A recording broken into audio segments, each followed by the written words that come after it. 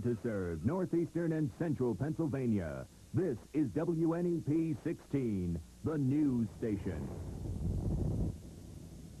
Now, Frank Andrews, Marisa Burt, meteorologist Paul Hefner, and Jay Christopher's sports. This is Newswatch 16 this morning.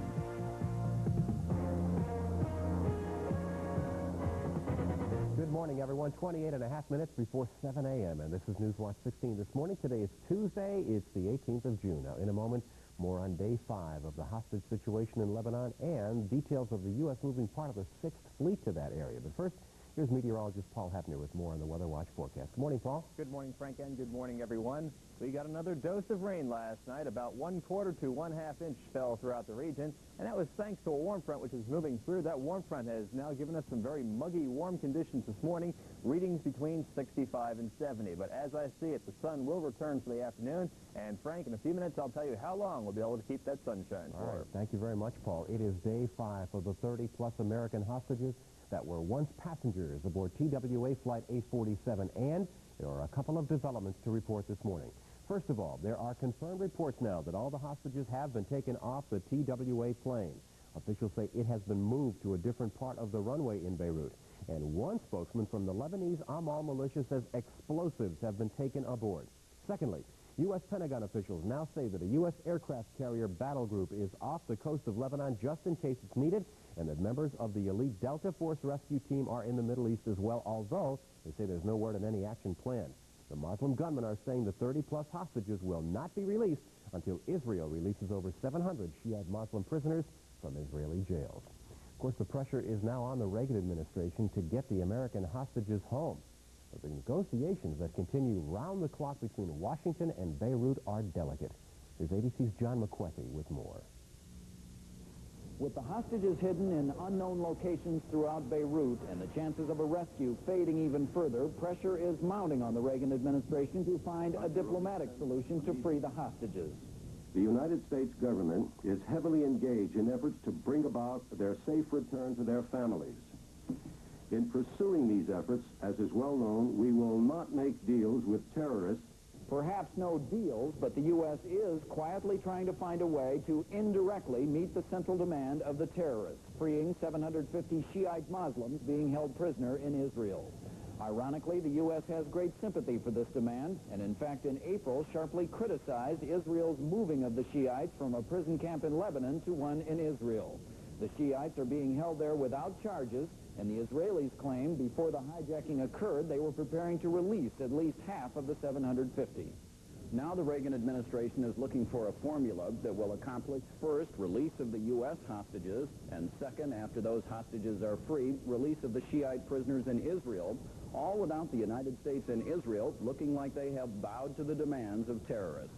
The situation in Beirut seems to be of concern to most Americans, and of course it is topping the news around the world. In this area, there's a great deal of concern as well.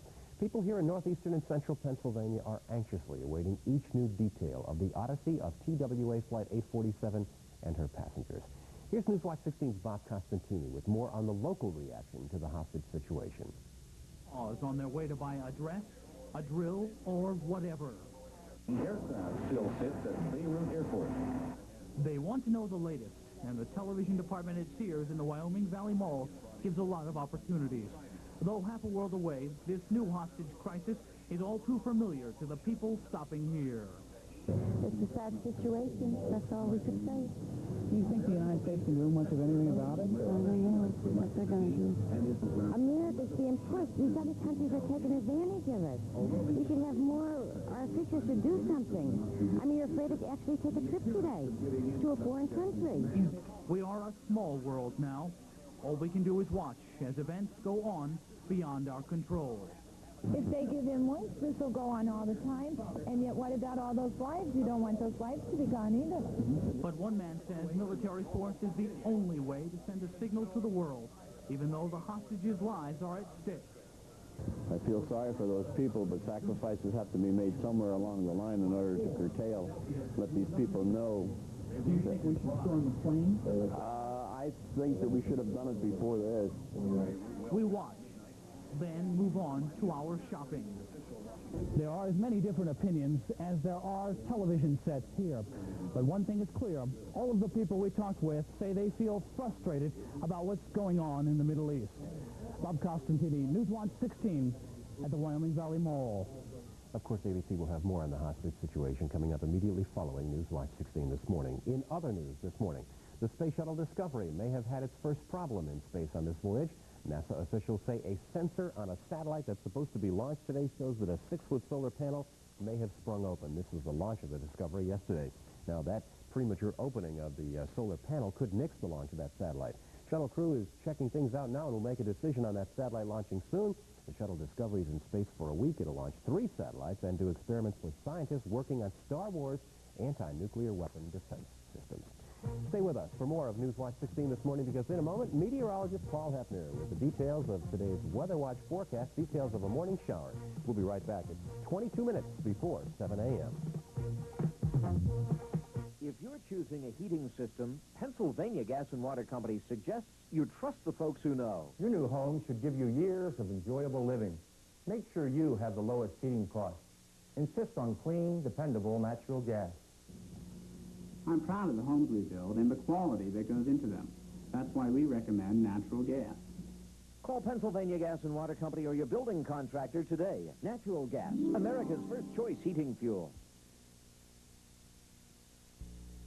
Sure, Lipton iced tea's been around longer than 4C, but times change and tastes change, sometimes for the better. Today, more and more people are drinking 4C iced tea. 4C tastes terrific. 4C does taste better. Fact is, in a recent taste test, today's hard-to-please teens favored the lively taste of 4C over Lipton almost 3-2. It's great. So if you're still stuck on Lipton, isn't it time you changed to today's 4C? Hey, I don't know what's going on. Howard Isaacs is offering free vacations to Daytona Beach, Florida, and all I get's a 6-pack in a room with no windows. Listen to this. You buy any new Chrysler, Plymouth, GMC truck, or late model used car, and get a fabulous 4 days and 3 nights for a family of 4. They even give you champagne, breakfast, a ticket to Disney World, and terrific discount coupons to restaurants and other attractions. And you know what? You still get all the respect. What would you do for a Klondike bar? Would you cross like a chicken? Would you swim to New York? Would you dance with your cat?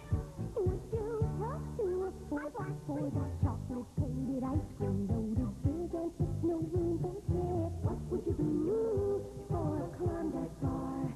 That you do anything once you try it. Aren't you glad? All you have to do is buy it. Good morning, everyone. Coming up on 20 minutes before 7, if you're just getting ready to leave the house, you might want to take an umbrella. Is that right, Paul? That's right, Frank. It's not raining in the backyard right now, but we do have some showers out to our west. And it seems as though we're caught in the cycle of getting rain every few days here in northeastern and central Pennsylvania. That's good news for the areas that have had the drought. And for those of us who don't have a drought, it's also good news because we may be able to prevent having a drought by getting rain every couple of days. Okay, we had some rain last night, and the next batch of rain after this morning will be due on Thursday. Well, let's take a look at the current readings this morning, where it is very, very mild and very, very damp. We find that the current temperature is 64 degrees. For 2 mornings in a row, we have a relative humidity of 100%. It's like pea soup out here this morning. The wind from the south at 6 miles per hour, and the barometer falling from 29.68 inches. Sunrise was at 5:29 this morning, just a little bit over an hour ago. Sunset will be at 8:39 tonight. We are approaching the longest day of the year. That's coming up on Friday. Okay, well, let's check out some of these summer-like temperatures also. 64 in the backyard, 64 in Canton. The Poconos, not much cooler, only coming in around 62 degrees. Just about everyone ranging between, let's say, 63 and 70. The warmest spots are down by Shamokin at 66 and State College at 67. There are some showers that are coming into the central counties, and we'll take a look at that on radar in just a moment. But first, let's take a look at the satellite picture this morning, and we're showing you some clouds that came in during the late day hours yesterday, all associated with a warm front. They gave us some rain beginning, let's say around 9 or 10 o'clock last night. Now, that first batch of rain is moving off, but we have a cold front coming down, and it's producing another line of showers out through the central counties of the state. Otherwise, look at the really bright clouds down through Tennessee and into Arkansas. Some very heavy thunderstorms down there, 4 inches of rain overnight in Moscow, Tennessee. And I should mention the fact that in St. Louis, so far this month, they've had rain 14 days. 8.5 inches of rain accumulated so far this month. So one of the wettest Junes on record out in St. Louis. Now, a little slice of this dry air will come in later on this afternoon and for tomorrow, and then we expect another little disturbance to perhaps give us some clouds and showers on Thursday as it ripples along the front, which will not make its progress too far to our south. Now let's check out the radar this morning, and we find that the first batch of rain is now moving eastward and through New England. See some red areas, heavy thunderstorms just moving through southeastern New York right now. Now, the cold front is coming through the western half of the state, and here are the showers running from Du Bois down through Pittsburgh. They are moving to the east at around 30 miles per hour, and they should be in here during the morning hours, clearing out for the afternoon as some sunshine comes through. The heaviest rain will be down to our southwest. Now, here's a look at the weather map for the afternoon, and it'll show that cold front moving offshore, some slightly cooler and slightly drier air coming in behind it, but still mild for this time of the year with readings between 70 and 80. Most of the rain will be confined down to our south. My forecast for today calls for a morning shower, some sunshine by the afternoon. Temperature mainly in the 70s today. You'll see a high temperature of about 75 in Dew Shore. Stoddardsville coming in 75 degrees.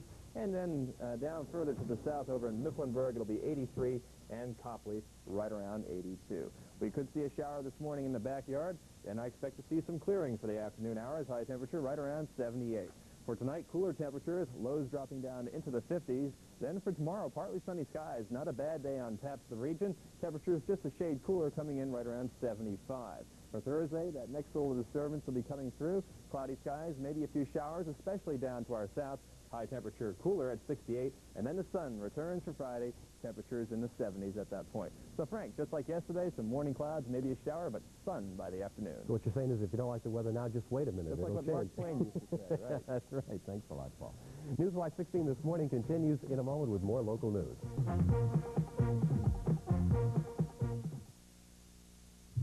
It's the third spectacular week. Sure Save's anniversary sale. Bursting with bargains.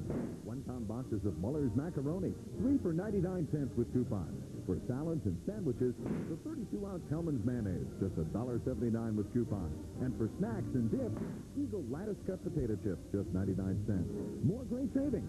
Cottonelle bathroom tissue, 4-pack, just 99 cents with coupons. Don't miss it. The Sure Save anniversary sale. Bursting with bargains. This year we'll place a mustache on your face, so luscious and creamy, it's higher sweet taste. This year we'll place highest foam on your face, higher and creamy and luscious. A flavor so good it's a swear. Highest groovy taste will convince you to put on a luscious creamy mustache. This is your year for a higher mustache. And with 100% NutraSweet, sugar-free hires will look great on you. Johnny's Place. Hooray! Come and see us right away. So much to share, so much to do. The fun is waiting here for you at Johnny's Place. Shawnee Place, so easy to get to. Just take Interstate 80 to exit 52 and follow the signs. Good morning, everyone. If you're just joining us, it's 14 minutes before 7 a.m., and this is Newswatch 16 this morning. It's Tuesday. Today is the 18th of June.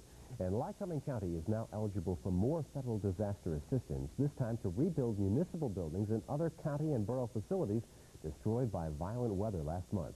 Government officials toured the parts of Lycoming County damaged by the May 31st storms. Now, they took a look at the damage yesterday. You can see some of it here from Skycam 16. Now those government officials say the twisters that set down in Lycoming and 13 other Pennsylvania counties did so much damage, many municipalities may not be able to handle the cost of rebuilding by themselves. Now, under the Public Disaster Assistance Program, the federal government will pay 75% of the cost of rebuilding municipal buildings, public utilities, waterworks, fire companies, and other public works that were destroyed by the twisters.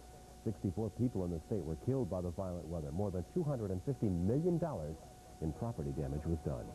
And the bunnies in Columbia County are eating this morning thanks to donations from a number of people and the goodwill of an animal feed store in that area. The generosity is preventing hundreds of bunnies from starving to death.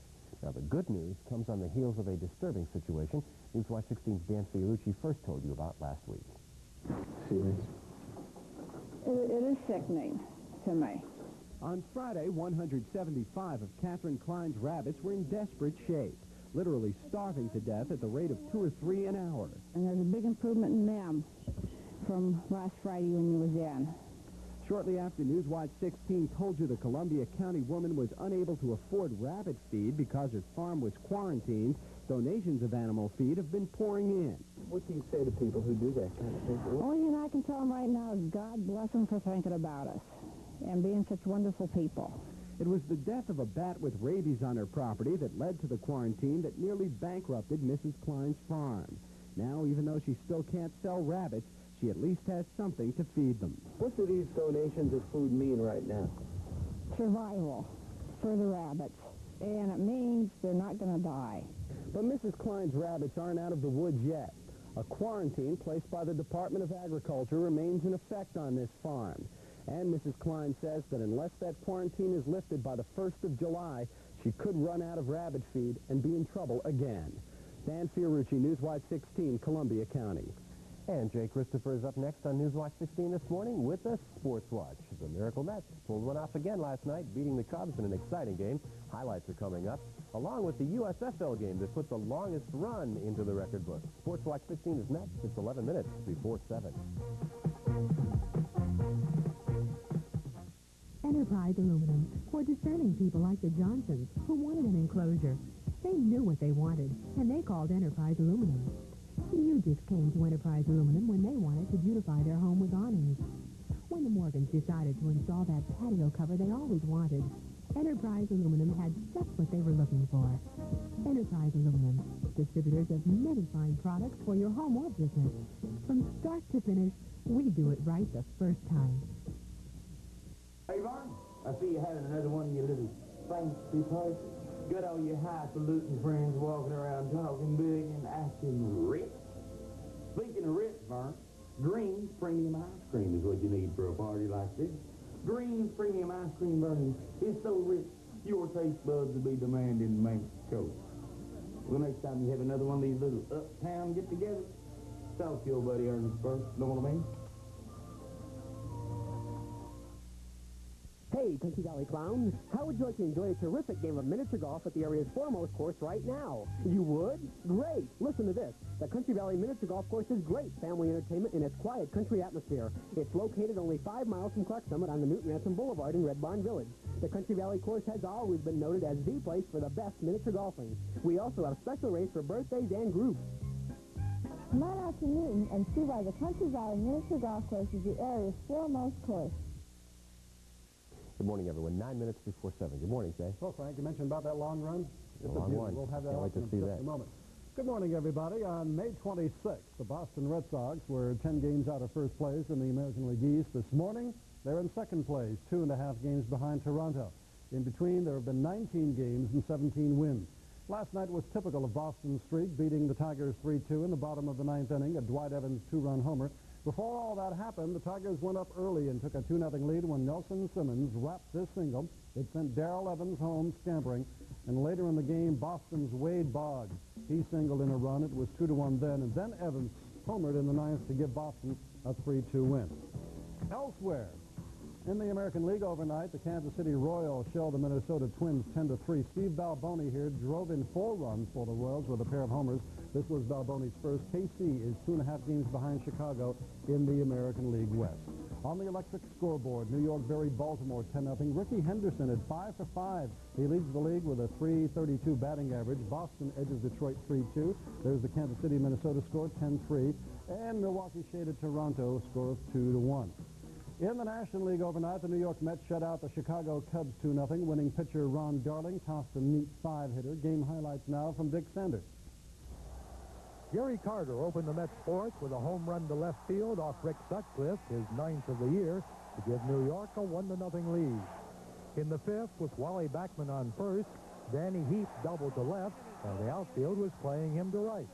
The relay, Davey Loth to Chris Fire to Jody Davis, was in time to get Backman, but Davis couldn't handle the ball, and the Mets led 2-0. The Mets battery helped themselves with pickoffs. The Cubs were threatening in the 4th, with Ron Say stealing second. Carter bluffed the throw and then trapped Keith Moreland off third. Later, Ron Darling picked Lopes off first. Darling went the distance for his 5th win in a row. The Mets 2, the Cubs nothing. For Chicago, its 6th loss in a row. This is Dick Sanders reporting. San Diego edged the Los Angeles Dodgers 3-2 last night. Padres reliever Rich Gossage earned his 15th save of the summer. Now those highlights from Tom McDonald. The visiting Padres got the Dodger starter Rick Honeycutt for a couple of runs in the second. Greg Nettles' ground rule double scored Carmelo Martinez with the Padres' first run. Later in the inning, Padre pitcher Eric Schau got the second run home with a sharp single to left that sent Honeycutt to the showers. 2-0 San Diego. The Dodgers lit up their part of the scoreboard in the bottom of that second inning. Greg Brock rocked Schau for a home run, Brock's 10th of the season. 2-1 San Diego. The Padres increased their lead in the fifth. Terry Kennedy broke his bat but managed to get the ball to where no Dodger could catch it. 3-1 Padres. Eric Schau pitched and fielded well in winning his first game since May 11th. Padres 3, Dodgers 2. This is Tom McDonald reporting. All right, let's get some ballpark figures. San Francisco shuts down Cincinnati 4-0. Pete Rose did not play. Pittsburgh defeated Montreal 5-2. Houston shaded Atlanta 4-3. New York defeated Chicago 2-0. And San Diego tops Los Angeles 3-2. Well, the Houston Gamblers clinched the last available USFL playoff berth last night by beating the San Antonio Gunslingers badly, 49-21 make it. Gamblers quarterback Todd Dillon tossed 3 TD passes. He also tossed an interception that goes into the record books. Watch this.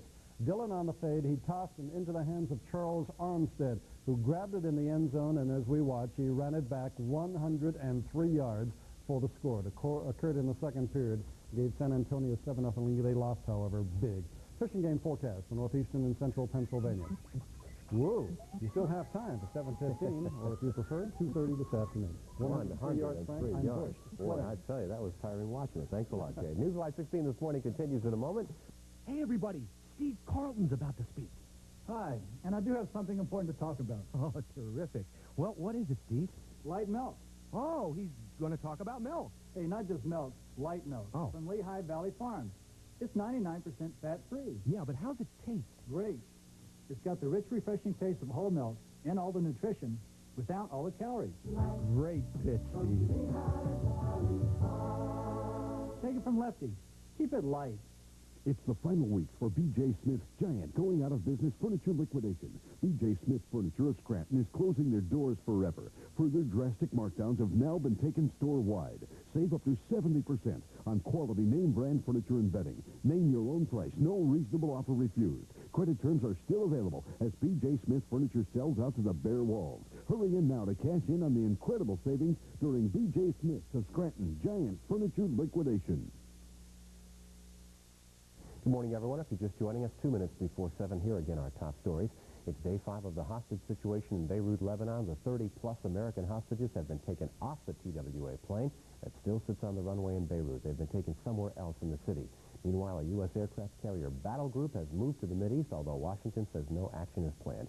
ABC has more on the hostage situation coming up next.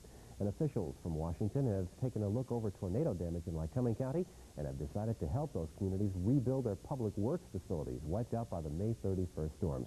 Lycoming County, one of 14 counties in Pennsylvania hit by the twisters. Here's meteorologist Paul Hepner with more in today's forecast. Frank, we have a cloudy, very humid morning with some showers around, but the sun will return for the afternoon. Some very warm temperatures getting close to 80. All right, thank you very much. More on the weather coming up on our next report at 25 minutes after 7. Good Morning America and ABC News are next. Have a good day.